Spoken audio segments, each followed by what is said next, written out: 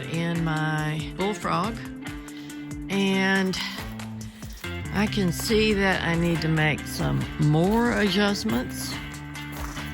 One of the main things, so as you recall from earlier, I had a bougie RV and I had to have the bed up this high in order to slide it under the bed, and then I had to pull it out every time I needed to get something out of the fridge, and it did not have an easy way to pull it out. So I purchased this Diaprul drawer fridge, which works wonderfully. However,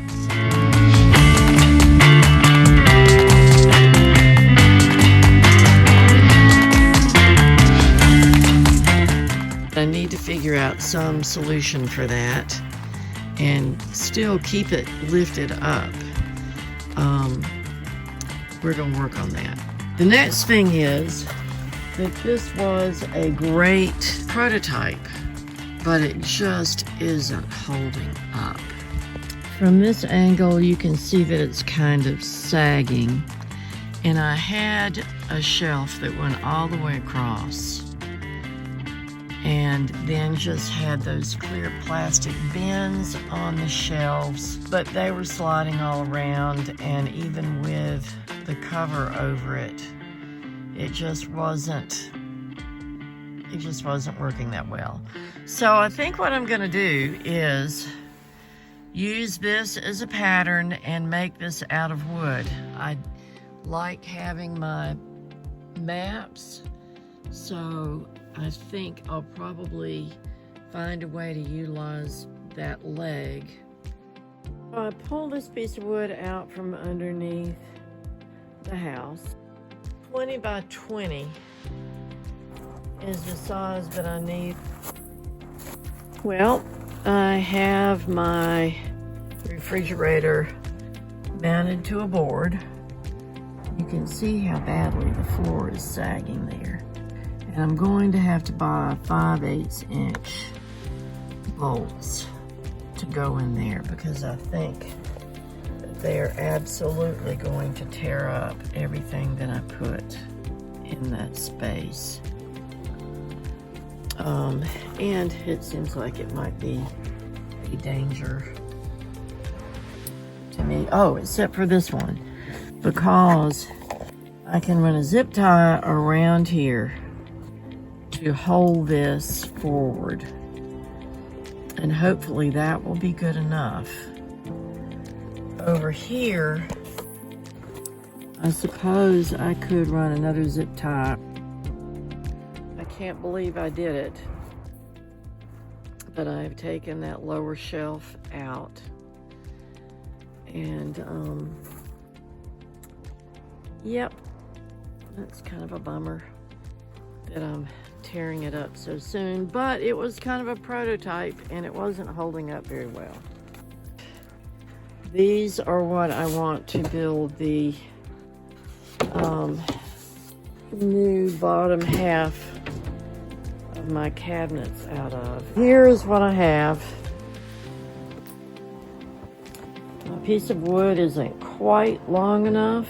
It's that much too short, but I think I'm going to hang on to that piece. I'm going to cut that piece off and hang on to it because I have my map on there. So I'm going to put Formica on the top.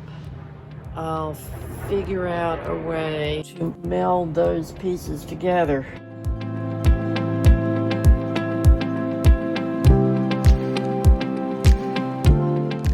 It's really tricky because these shelves were much thicker than the wood shelves, so I had to cut that out. Well, when I'm in the throes of building, it's kind of hard to show it all, but this is what I have so far. I'm going to be running back and forth between here and out there and climbing into my space with that table to see if it fits underneath. It's interesting because originally I made this pattern to fit snugly up against there, which it does, and this is all very stable, being made out of wood instead of cardboard. And I wanted to include my map and keep my map all even. So I've done this right here. There's a board underneath here that I will screw in once I get it all figured out. And it's hard to show you one-handed. But what I find interesting is I think I need to raise this shelf to where it sits on top of that little ledge there.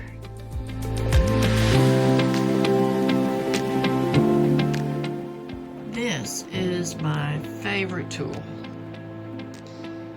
It takes some practice, and you have to go pretty slow in order to have any accuracy. But I use it for cutting not straight shapes and routing edges. I can use a router bit that has a wheel on it that rounds edges, and that's what I'll be doing to this piece once I get it glued together, so I don't have to be completely exact with my cutting here. Okay, well, this is what I'm doing Christmas morning. I'm giving myself a finished cabinet. I sprayed it with this spray adhesive, both the top part and the Formica, and stuck it on there with some, I cut it so there was some hanging over the edge, and then I taped it so that I could paint easily up to the tape. The only place I'm kind of having an issue is right here on this corner, but that is that's going to be underneath the top shelf, and so I don't think that's going to be a really big problem. If it is, I'll do some sort of trim work somehow.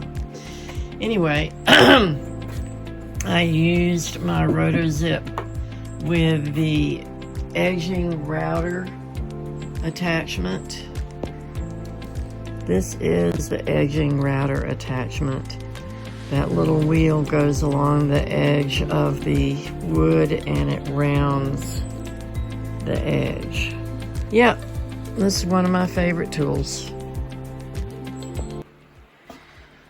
And the next thing, and I guess the last thing, kind of, is to paint over all of this random stuff.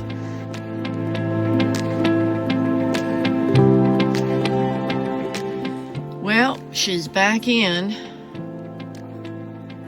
and hopefully more secure than before. It is solid. It is so solid.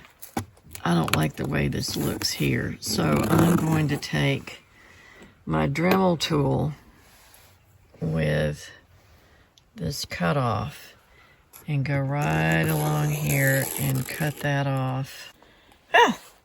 And there you go. It cut off really easily, and that little piece in the back, I just broke it off, and it's hardly noticeable. Up here, I'm not happy with this either, and I think maybe just some filler or something to fill that in, and then I can come back and touch up. So it is done. Much nicer setup, and everything is really, really sturdy, really tied in there. And because the wood is thinner, I've got more room under here for the water line and everything to get through, and the water bottle not be cramped and too tall for the space. And more room under there even. So, yep. And up here, there's your little pot and my thing. And those are my very useful boxes, those 4 boxes. Yep. I'm happy.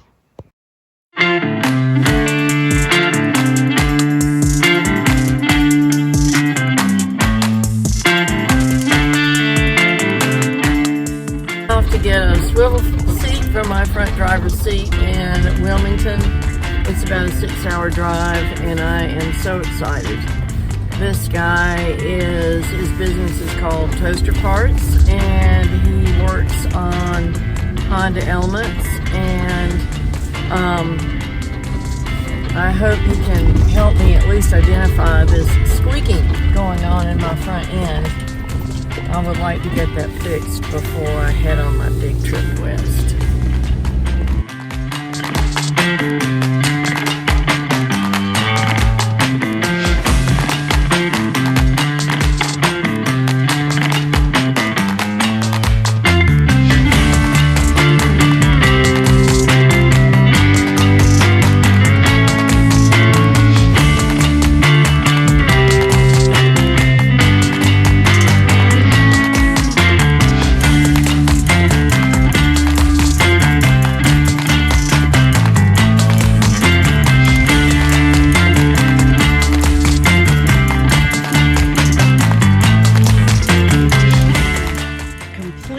Of my next project, I had to take everything out in order to get shocks replaced in the back. You can see there and there. That was under the bed and under my cabinet. So it had to come out, and while it was out, I replaced the cover for the tire with a piece of 3/4 inch plywood that I sprayed with that Flexol plastic coating and then painted gray. So now in this hole I have my tent and all kinds of goodies. This is a trap door that I'll be able to access with the bed in place and my little rolling storage boxes pulled out from under the counter. I also had those 2 areas up there in the front. If you were to take those boards off, that would be where the back seats would hook in. And I had filled them with great stuff. Well, I put plastic down, and then I sprayed great stuff, and then I put a piece of rubber on top of that. But the great stuff wasn't really hard, and I felt like this would be a better option. So I cut some pieces of wood, and they are taped down over those holes now. Finally, it started warming up enough to where I can put everything back in after rebuilding my floor with a trap door. Step 1, zip tie the table in. This is going to be fun.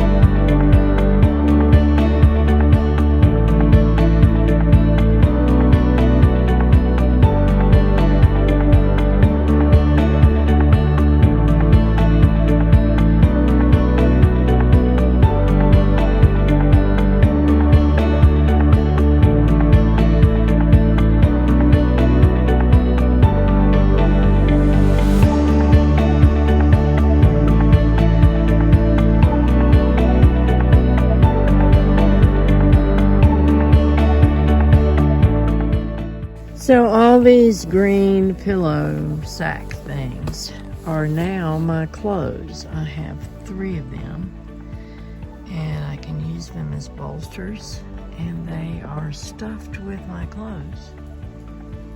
Right now they're stuffed with other stuff, and I just finished making this double thick spread. This is all, I've been using a sleeping bag, a fleece sleeping bag that was just 2 layers of fleece. So I thought I would get rid of the zipper and the fact that it was way too long. And yeah, I think that cost me $7 or $8 total, because I already had a free throw from One Blood, and I bought fleece for a great deal and bound it with the binding that came from the One Blood throw. Ta-da! It's raining, gotta go in now.